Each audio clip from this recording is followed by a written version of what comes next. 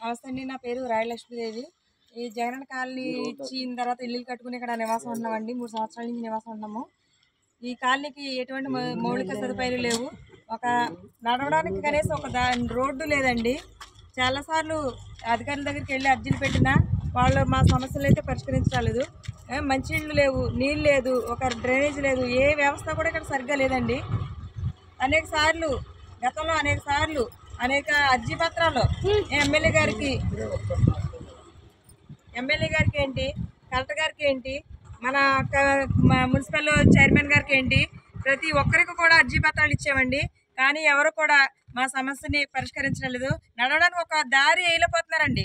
చుట్టూ కొండపల్లిలో ఇన్ని పరిశ్రమలు ఉన్నాయి. అయినా సరే కొండపల్లి మున్సిపాలిటీ పక్కన ఉంటున్నాం మేము. అయినా సరే మాకు ఈ అధికారులు ఎవరు కూడా చొరవ తీసుకుని మాకు నడవడానికి దారి ఇవ్వలేకపోతున్నారు. నిన్ననే అండి నారా లోకేష్ గారిని కలవడానికి వెళ్ళాము.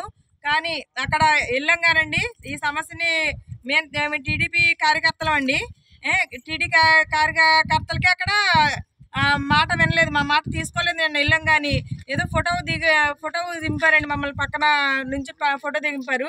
మాకు ఫోటోలు ఎందుకండి, మాకు ఫోటోలు వద్దు. మా కాలనీకి ఒక రోడ్డు కావాలని అడగడానికి వచ్చాం. మా కాలనీకి సమస్యని పరిష్కరించండి. మాకు ఫోటోలు వద్దు మీతో. మా పరిష్కారానికి ఒక దారి చూపండి మీరు. ఇకనైనా కలెక్టర్ గారు మీరు చొరవ తీసుకుని, ఎమ్మెల్యే గారు మీరు కూడా మా కాలనీ కోసం పట్టించుకోవాల్సిందిగా కోరుతున్నామండి. మీరు ఇక్కడ ఎమ్మెల్యే గారు మీరు ఒక మాట చెప్తే మా కాలనీకి ఒక రోడ్డు వచ్చిందండి.